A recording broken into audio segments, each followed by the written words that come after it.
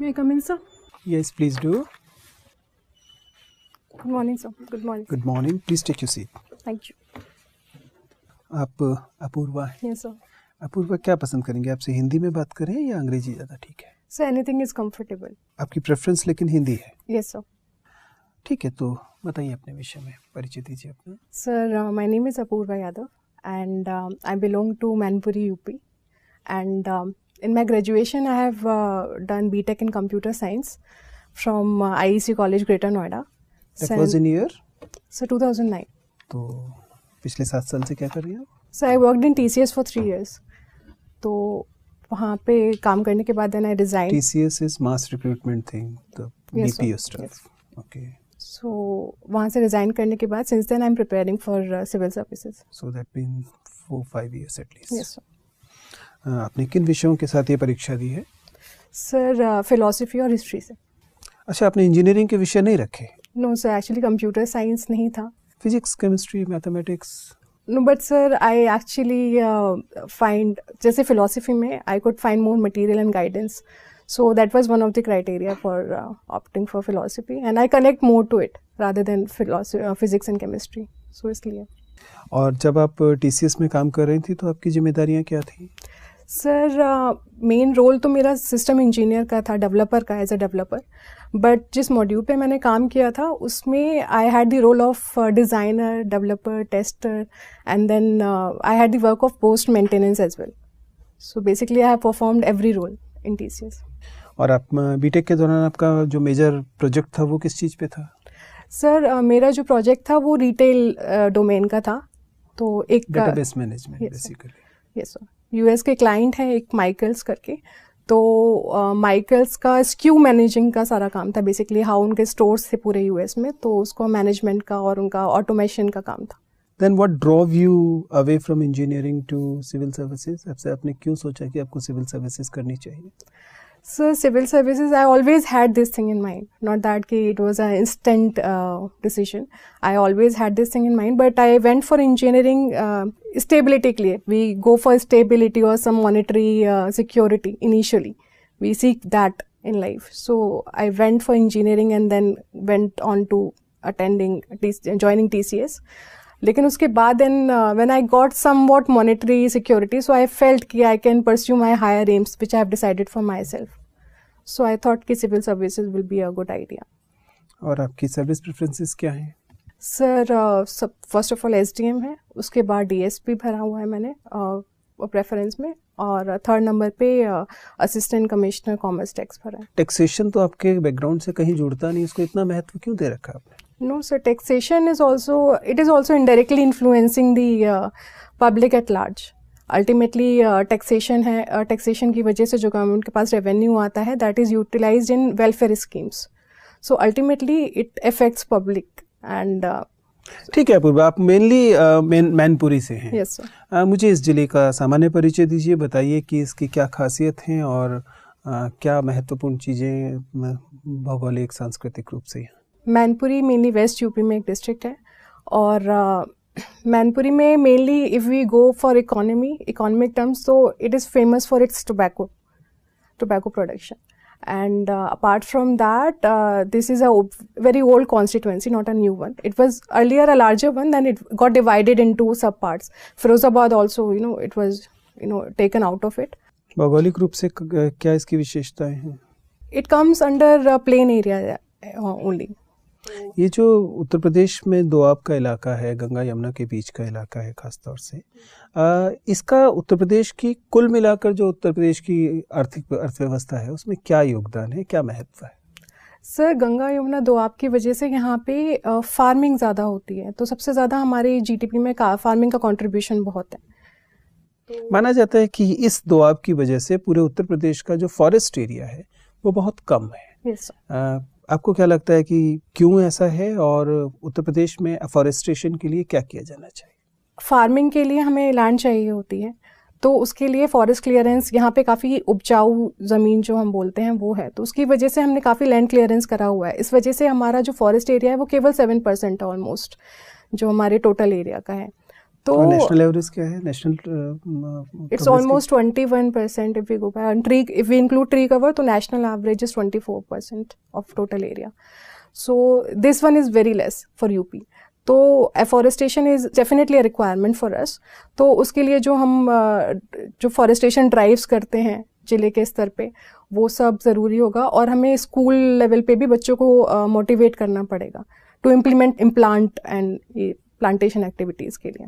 अगर हम कुल मिलाकर पूरी दुनिया में क्लाइमेट चेंज और इस तरह की समस्याओं को देखें और उसमें उत्तर प्रदेश की भूमिका देखें, तो उत्तर प्रदेश इसमें सहायक है या दरअसल एनवायरनमेंट के खिलाफ एक जगह है? अगर हम पूरे उसमें दुनिया के मैप में देखें तो ये एक ब्लैक स्पॉट है या एक ग्रीन स्पॉट है? एक्चुअली क्लाइमेट चेंज में मीथेन का भी बहुत रोल है. मीथेन प्रोडक्शन और वो धान की खेती से काफ़ी होता है. तो अगर हम इस तरीके से देखें तो हमारे यहाँ धान की खेती काफ़ी होती है यूपी में, तो उसकी वजह से वी कैन से कि एक कंट्रीब्यूटर है ये क्लाइमेट चेंज के लिए. But we should not see in that aspect because farming is a very important aspect to feed our nation, to feed our people. तो फार्मिंग भी उतना ही ज़रूरी है, लेकिन हमें वो जो बैलेंस मेंटेन करना है फॉरेस्टेशन वाला, वो हम मेंटेन कर सकते हैं. वो थोड़ा सा कम हो रहा है, that we can maintain. Apoorv. Yes sir. Apoorv का क्या मतलब है? अपूर्वा का सर वैसे तो मतलब होता है unique, that has not happened before. और फिलोसफिकल मीनिंग भी है. It is connected to law of Adrishta, law of karma, somewhat related to that. भारतीय दर्शन में कौन कौन सी धाराएं या कौन कौन से स्कूल ऑफ थॉट आपको अच्छे लगते हैं? वैसे सर सारी थॉट्स की अपनी वैल्यू है, but I am more influenced with Buddhist philosophy and वेदांतिक philosophy of Shankaracharya. Shankaracharya का दर्शन क्या है?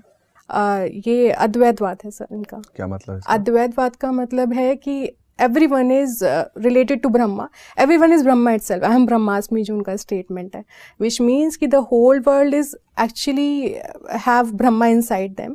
They are shine, they are basically, there is no difference, non-differential entity basically. मानववाद और अद्वैतवाद में कोई संबंध है क्या? मानववाद एंड अद्वैतवाद sir, humanism I would say कि it is a human centric philosophy. वो ह्यूमन को ज़्यादा इंपॉर्टेंस देते हैं and they explain everything, universe, Brahma, Brahmand on the basis of humans. But Advaitavad वहाँ पे वो भगवान को ही कंसिडर करता है. It is a similar. क्या ह्यूमनिज्म एज्यूम करता है कि human beings also have all the elements of God? No sir, and so they can create their own world? No sir, actually humanism is quite based on scientific principles. It gives more importance to science and scientific morality. तो religious morality को and भगवान को इतना preference नहीं दिया गया humanistic. आज हमारे सांस्कृतिक परंपराओं में कौन सा दर्शन ज़्यादा असर डालता हुआ नजर आता है? हम आजकल की जीवन शैली में कौन से भारतीय दर्शन का प्रभाव ज़्यादा दिखता है? सर चार्वाका फिलोसफी का हम ज़्यादा देखते हैं, क्योंकि we are more heading towards materialism. तो materialism is more of Charvaka philosophy. तो उसमें है कि eat, drink and be merry. So that is क्या कारण है कि चार्वाक जब अपने ज़माने में लोगों ने उनको एक्सेप्ट नहीं किया, सुना है जिंदा जला भी दिया गया था, और अब उसकी फ़ैन फॉलोइंग इतनी ज़्यादा हो गई है? Sir may be with advancement of technology, हमारे पास टेक्नोलॉजी के द्वारा हम काफ़ी अपने नेचर के रिसोर्सेज को हार्नेस कर सकते हैं विद टाइम. तो उसकी वजह से हमारी कंज्यूमरिज्म का जो एटीट्यूड है वो बढ़ता जा रहा है. तो एक वो रीज़न है. और प्लस थोड़ा सा स्पिरिचुअल डिस्कनेक्ट भी हम कह सकते हैं कि जैसे जैसे मटेरियल प्रोग्रेस, एडवांसमेंट हो रहा है, लोग स्पिरिचुअली डिस्कनेक्ट होते जा रहे हैं बाकी पूरी दुनिया से एंड अपने आप. क्या माना जाए कि बाकी जो दर्शन थे वो इम्प्रैक्टिकल थे? No sir, not at all. वो काम के नज़र नहीं आते हैं? No sir, not at all. Again we are seeing the revival of yoga. Yoga पूरे दुनिया के लेवल पे लोग काफ़ी इसको यूज़ कर रहे हैं और इम्प्लीमेंट कर रहे हैं. तो people are again going back to spiritualism. They are moving towards these sects again. So we cannot say कि they were entirely irrelevant. ठीक है. पल्लव वंश की कहानी आपने इतिहास में पढ़ी होगी. Yes sir. क्या कंट्रीब्यूशन मान सकते हैं हम लोग आज अपने नेशनल लाइफ में उसका? सर पल्लव वंश का मेन कंट्रीब्यूशन टेम्पल आर्किटेक्चर में रहा है, तो उसका कल्चरल सिग्निफिकेंस काफ़ी है, स्पेशली साउथ इंडिया में. बाकी रोजमर्रा की जीवन शैली में कोई कंट्रीब्यूशन? चोल वंश का इस तरह का कोई सांस्कृतिक अंशदान आर्किटेक्चर को छोड़कर? सर उनका विलेज असेंबलीज, जो Chola village assemblies, they were famous for their decentralization, क्योंकि that was a unique experiment in Indian क्या कॉन्टिनेंट। बोलते थे वो उनकी भाषा में विलेज असेंबली को? और असेंबली होती थी और सभा। और गांव में होती थी कि शहर में होती थी? सर और उनकी शहर की असेंबली थी। पक्का? Sir I have to think on that, I am not sure about it. अच्छा, होयसल वंश कहाँ शासन करता था? Sir, it was around the area of modern Karnataka, you can say. It was lower Deccan area. और कहाँ राजधानी थी उनकी? So I can't recall it at the moment. I just forgot. अच्छा, ये बताइए कि नॉर्दर्न इंडिया में जितना इस्लाम के आने के बाद कन्वर्जन हुआ, उतना ब्रॉड कन्वर्जन डेक्कन में नहीं हुआ। Okay. तो क्या कह सकते हैं कि डेक्कन में जो रूलिंग क्लास था उनका आर्यनाइजेशन का जो प्रोसेस था वो ज़्यादा स्ट्रॉन्ग था, इसलिए कन्वर्जन रेट कम रहा? सर नॉर्दर्न इंडिया में मेनली कन्वर्जन का एक रीज़न ये भी हो सकता है कि वहाँ पे जोग्राफिकल प्रॉक्सिमिटी भी काफ़ी थी हिमालयाज़ के, जिसके थ्रू सेंट्रल एशिया से आए थे और जो टर्क्स आए थे, तो एक northern area it was easily accessible to them, तो एक वो रीज़न होगा। और डेक्कन में भी सर लेटर टाइम्स में we had quite intermingling of both cultures, जैसे कुतुबशाही डायनेस्टी वगैरह भी रहे हुए हैं डेक्कन में। फिर भी मुस्लिम पॉपुलेशन डेक्कन में बहुत कम है as compared to their share in northern population. Spiritual decline उसके पहले नॉर्दर्न इंडिया में शुरू हो गया था बिफोर कमिंग ऑफ मुस्लिम्स, लेकिन there was a spiritual revival and upside movement in Deccan. तो क्या हो सकता है कि अपस्विंग जो डेक्कन में स्पिरिचुअल था उसने लोगों में कोई वॉइड नहीं रखा था और नॉर्दर्न इंडिया के लोगों में एक स्पिरिचुअल वॉइड था which attracted them to Islam? So that could be very much a possibility. एक स्पिरिचुअल वैकम वाला जो आप बता रहे हैं कि Dravidian culture was so strong at that time, so maybe that could have been a possibility. And apart from that one thing was that जो जितना भी it was, India was a big country at that time, so it was not easy to control. लेकिन middle east के लोगों में फिर एक spiritual void नज़र आता है, उनमें एक रिएक्शनरी टेंडेंसीज नज़र आती हैं और उनका clash of with western civilization है। क्या लगता है ये clash ultimately downfall of Islamic culture in middle east को लीड करेगा? सर क्लैश तो डेफिनेटली है, लेकिन we can't say that it will lead to downfall outrightly. Basically एक हमें वहाँ पे इस्लाम में भी हमें मे बी एक रिनासा या फिर एक रिवाइवल करने की ज़रूरत है उसको, जो उनके बहुत एक्सट्रीमिस्ट एलिमेंट है जिनकी वजह से आज वर्ल्ड लेवल पे they are few things that are considered orthodox, तो उन एलिमेंट्स को रिफॉर्म इस्लाम का जो मूल दर्शन है वो वेस्टर्न ह्यूमनिज्म से किस मुकाबले में बेहतर माना जा सकता है? Sir there is spirit of service, basically we can say कि Islam is more of spiritualistic side. वहाँ पे हम देख सकते हैं काफ़ी लोगों की सर्विस के भी उसमें काफ़ी एलिमेंट्स हैं, so in that way we can say it has a better aspect than the humanistic material culture. Actually we are correlating humanistic and material. Islamic banking क्या होती है? Islamic banking में sir they mainly don't lend money for profit purposes, so that is not agreed. तो क्या आपको लगता है कि ये ज़्यादा egalitarian principle है rather than giving money for the sake of earning interest? Yes sir, it is actually a nice principle if we go for अगर हम सर्विस के टर्म्स में सोचें, लेकिन if we go in the economic terms या उस तरीके से सोचें कि बहुत इकोनॉमिकली कितना प्रूडेंट है ये, तो so we can't say that. क्या इस्लाम का दर्शन गांधी के ट्रस्टीशिप काउंसिल के प्रिंसिपल से ज़्यादा करीब है? Yes sir, we can say that कि ट्रस्टीशिप में ऐसा था कि जितने भी आप रिसोर्सेज ओन कर रहे हैं, you are owning as a trusteeship of the community. क्या Buddhism legitimize interest? Sir I am not sure about that. Apoorva, yes sir, ये बताइए कि उत्तर प्रदेश को कितने राज्य बॉर्डर करते हैं? सर 8। आप बताएंगे कौन कौन से 8 हैं? सर हिमाचल प्रदेश, हरियाणा, राजस्थान और MP, Chhattisgarh, Jharkhand, Bihar and 1 UT Delhi. अच्छा, हिमाचल कर रहे हैं बॉर्डर, कौन से जिले को बॉर्डर करता है Himachal? Sir I am not sure about it. मतलब आपको लगता है कि हिमाचल बॉर्डर करता है? Yes sir, yes sir. चलिए, ये बताइए कि एनसीआर जो रीजन है इसमें यूपी के कितने ज़िले हैं? Sir I don't remember the exact numbers, but maybe I can count it. Okay. Ghaziabad है, नोएडा, ग्रेटर नोएडा है, then we have मेरठ, और भी मुजफ्फरनगर भी इंक्लूड हो गया है उसमें, Shamli. So these are the areas around it. ठीक है. ये बताइए कि अभी उत्तर प्रदेश सरकार ने एक डिफेंस कॉरिडोर बनाने की बात की है, तो कौन कौन से ज़िले हैं इसमें? सर डिफेंस कॉरिडोर अभी अलीगढ़ को भी इन्होंने इंक्लूड करा है उसमें. तो इसमें आप अलीगढ़, कितने ज़िले हैं टोटल इसमें? Sir by number I don't remember exactly, but I remember the districts. So Aligarh है, आगरा है, उसके बाद उन्नाव है, झांसी है, फिर लखनऊ है. And what is the purpose of this defence corridor?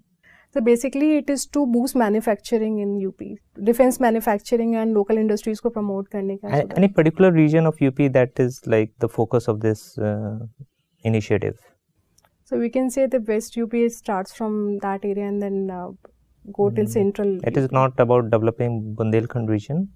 Yes sir, but it is not only exclusively about it, because it starts from here in Aligarh and it includes other districts as well. Okay. Recently, UP government has been renaming places.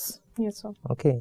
So, what do you think, like whether it is justified or not? So, renaming, there's no problem in renaming places as such. If we, if the aim is to promote cultural importance of the place, but the only thing is the apprehensions of people that should be taken into account. So, in this particular case, like, do you think the apprehension of people were taken into account, or it was just a unilateral decision without consulting the people? So I feel there could have been more communication. There have been a lack of communication. Maybe that was the reason that people were raising doubts why they were renaming people when there is so much unemployment in country. You don't think that renaming places helps in development in any way? No, sir. It definitely, it boosts tourism if people connect to, it brings back the past of that city. Okay. So people connect. Tell me, like, Kumbh is going to be celebrated in Prayagraj next year. So, what is the tagline of that? Kumbh chalo, chalo Kumbh chalo. Okay. And what is the logo? Sarv Siddhi Prad Kumbh. The logo, like what is featuring in the logo? So I can't remember. Okay. What is cloud computing? So cloud computing mein, what we do is that rather than purchasing some software directly, we rather use some shared software, so that reduces the cost of developing some software product. So it is a centralized repository of software, and that anyone can access to it. And what are drones? Drones, sir. So drones these are unmanned aerial vehicles. So basically these are very smaller in size, so we can use in many areas, starting from disaster management to our security. Recently a guideline has been issued for drones. Yes, sir. So can you give me some idea about like what are the guidelines? Sir, I don't remember exactly the height of the drones that they were allowed to, but it was that not some every weight has been prescribed below which like you do not need a license to operate that drone. So I don't remember the exact. Okay. Recently, Champions of Earth award was given to somebody. Shri Narendra Modi. Okay. Which organization gives this award? Sir, it was. I'm not sure, sir, but as far as I can remember, it's World Economic Forum gives it. Okay. And this Brexit is in news. Yes, sir. So what is the problem with Brexit? So problem with Brexit. Yeah. Why it is not happening? How? Like there is some concern, no? Yes, sir. Actually there is the concern of the deal, that some people feel in Britain that deal is not in their favor. They have to give a lot of amount before exiting it. So that amount, they think that it is irrational. And what is the issue between Northern Ireland and Ireland? So it was actually Northern Ireland it comes under UK. And Ireland is a free country, so the problem is of open border, or whether it should be included in Ireland itself. This is a separate plan for that. And yes, what is the name of that plan? No, sir, I don't know. Okay, so Apoorva, ये #MeToo क्या है? Sir, it's an online movement. It's a social media movement that expresses that actually indicates the sexual harassment that anyone has felt or anyone has dealt with it. Suppose harassment of any kind. आप imagine कीजिए एक situation जिसमें आप एक SDM हैं Yes, sir. and you realize that you actually receive a complaint from a subordinate of yours, Yes, sir. and she complains that your boss DM is making sexual advances towards her. Okay.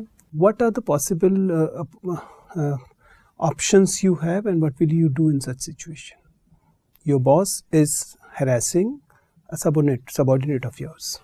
So in that case, I will definitely ask her to go for a legal route or with some sufficient evidence. Matlab, whatever committee, we have some committee at district level or some internal committee to receive the complaint. So I will ask her to go there and provide some evidence for her claim and just start proceeding if she actually feels that that was the case. But that it will amount to insubordination in the sense that you are actually instigating a subordinate employees against your own boss. But It may actually. Okay. Yes, sir, I understand that concern as well, but I think the priority, this is sexual harassment is a very serious thing, and it is actually a very common at Indian workplace. So this thing cannot be ignored just because some senior boss has done that. So I will suggest her to go for the proceeding. And you won't do anything by yourself, despite the fact that you are immediate boss of us. I can go for investigation, maybe some light initial inquiry or investigation from my own side, just to check whether her claim is right or not. I can talk to some subordinates whether what she is claiming. If you realize that she is right, what will you do? So definitely I would suggest her to go for the legal route. ठीक है Apoorva, it was very nice talking to you. You can leave now. Thank you so much, sir. Thank you, sir. Thank you.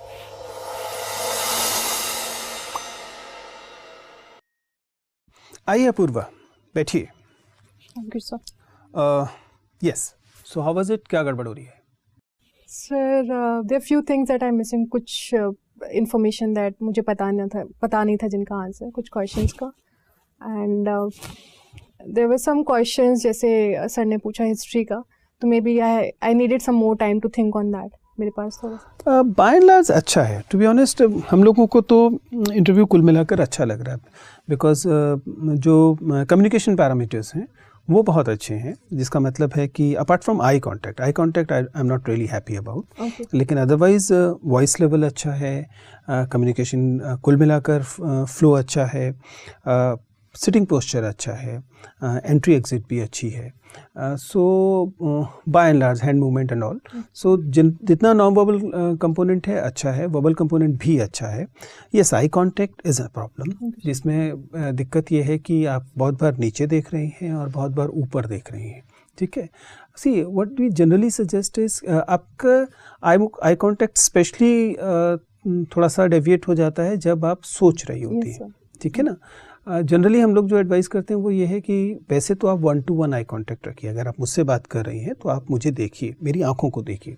होता ये है कि I hope you realize that communication में trust building का काम eyes का होता है. ठीक है ना. So if you are saying something and you want to get feedback whether I'm convinced or not, the best way is to look into my eyes, and so is the case vice versa. अगर मैं आपकी ईमानदारी जांचना चाहूँगा तो मैं आपकी आंखों से ही इसका अनुमान लगाऊंगा. सो सजेशन ये है कि आप 1-to-1 आई कॉन्टैक्ट रखिए. A glance here and there will not hurt, लेकिन बाय एंड लार्ज 1-to-1 रखिए. जब आप सोच रहे हैं उस स्थिति में भी या तो आप सामने देख के सोच सकते हैं फाइन, या नीचे देख के सोच सकते हैं, उसमें भी कोई दिक्कत नहीं है. बट डोंट मतलब ऐसा नहीं है कि आप हैफर्ड वो करें, उसे अवॉइड कीजिए. Otherwise it's really going well. एक आध जगह पर थोड़ा सा इनफॉर्मल कम्युनिकेशन जैसा लगता है जब आप यू नो वाले फ्रेज में जाते हैं. ठीक है ना. तो उसको थोड़ा सा अगर आप फॉर्मल बना पाएंगे तो अच्छा है. अदरवाइज चीज़ें बाय एंड लार्ज अच्छी हैं. थोड़ा बहुत answer delivery can improve in certain areas, specially when मान लीजिए जैसे डिस्ट्रिक्ट्स की बात हुई, बुंदेलखंड रीजन के डिस्ट्रिक्ट्स की बात हुई, उस समय मुझे ऐसा लगा कि as if it would have been better अगर आप कहें कि नहीं मुझे नंबर नहीं मालूम है, if you want I can name a few, तब तो ठीक है, क्योंकि आपने पहले क्लेम किया और उसके बाद फिर आप 2-3 बताने के बाद आपने छोड़ दिया, तो उसमें ऐसा लगता है कि as if you were not honest in your earlier thing. Otherwise by and large बहुत अच्छा है. Analysis is also very good.